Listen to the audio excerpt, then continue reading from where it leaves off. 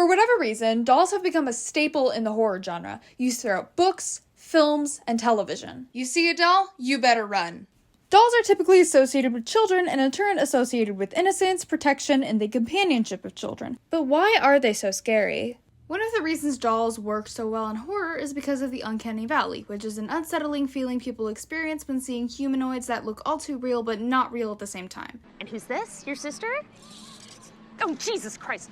Another part of this is that our brains detect and observe faces in two stages. One very quick stage when the face is rapidly detected, and another longer process where our brains try to see if the face has a mind. If it does, our attention stays with the face, seeing if the mind is something you can relate with, which is where the creepiness comes in. We know dolls aren't alive, but because we're getting a lot of the same clues, our brain is trying to tell us that they are alive. Dolls became more realistic in the 18th and 19th century, which made writers begin to explore their horror potential. The first notable spooky doll movie dates back to 1929 with The Great Gabbo, based on Ben Hecht's 1928 short story, The Rival Dummy. It's about a man named Gabbo, who's a ventriloquist, who relies on his puppet Otto to express his emotions. Otto is not the real monster. It's Gabbo whose life is falling apart, speaking through Otto, and slowly going mad. It's more of a psychological thriller than an actual horror movie.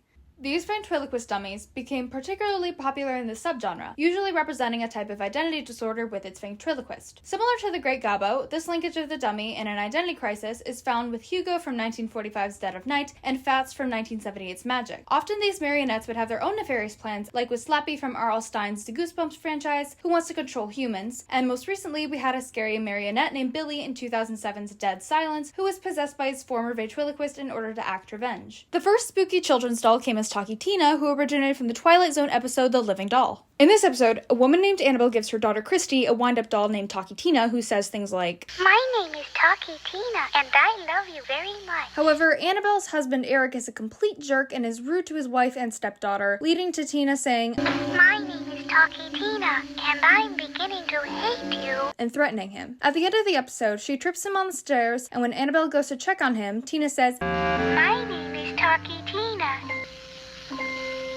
and you'd better be nice to me."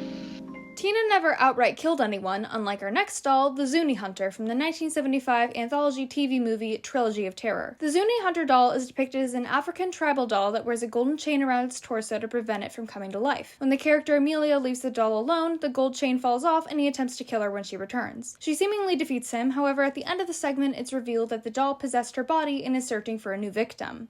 The 1980s were crazy about evil dolls, starting with 1987's Dolls, in which dolls and puppets that come to life attack a family, a businessman, and some hitchhikers staying the night at a puppeteer's mansion during a storm. Unlike the previous films and TV, there are multiple dolls that gang up on our wary travelers. There's also a neat little message about parenting at its center. Of course, we can't mention scary dolls without the most iconic horror movie doll of all time, Chucky from the Child's Play franchise. The first movie being released in 1988 and directed by Tom Holland.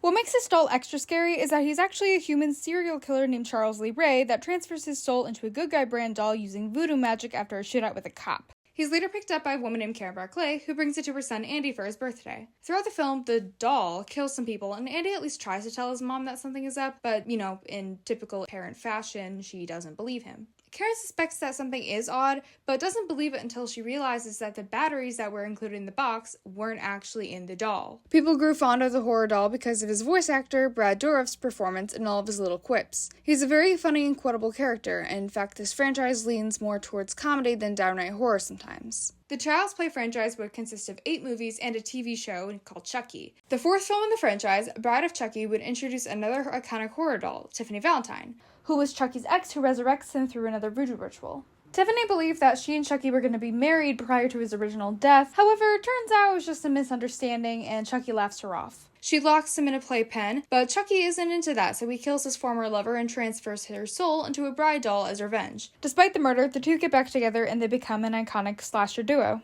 The success of Child's Play inspired other doll-based horror movies such as 1989's Puppet Master, in which their artist brought them to life using Egyptian magic, and 1992's Demonic Toys, in which they're the avatars of demons. However, they're more similar to 86's Dolls, as they have multiple murderous toys and leaned way more into the absurdity. These two movies also garnered several sequels. Before we get into a certain demonically possessed girl doll, we should also take a look at 1991's Dolly Dearest, about a family moving to Mexico and finding a bunch of dolls in an abandoned factory, and they decide that it's it's okay for their young daughter to take one, whose name is Dolly Dearest. The dolly is, surprise surprise, possessed by a devil child, is able to control the daughter, and has many other demonic siblings. It's the perfect bridge between our last doll and this next doll. Annabelle is incredibly iconic in the pantheon of both horror movie dolls and horror movie characters in general, and a part of that is because she's based on the real-life doll of the same name. The Annabelle movie is a spin-off and prequel to the Conjuring franchise, which are based on the adventures of real-life paranormal investigators Ed and Lorraine Warren. One of the abnormalities they faced was a Raggedy Ann doll called Annabelle, who was a gift for a nurse whom the film calls Donna by her mother for her birthday. The real-life Donna would often come home to see that Annabelle change positions and move to different rooms, find pencil messages on parchment they didn't own, and blood on the back of the doll's hand and chest, among other things. Some of this was shown in the opening of The Conjuring, where this version of Annabelle made her first appearance. Rather than a Raggedy Ann doll, she's a porcelain doll with a white dress, incredibly unsettling face, and dirty blonde pigtails. Unlike her real-life counterpart, Annabelle has a very convoluted backstory to fit the screen. But to sum it up, she was a little girl named Annabelle who was hit by a car and killed. A demon called Malthus took advantage of this and attached himself to a porcelain doll Annabelle's father was working on and pretended to be her spirit. Eventually, through multiple owners, she found her way in the Warrens' basement, locked behind church glass doors.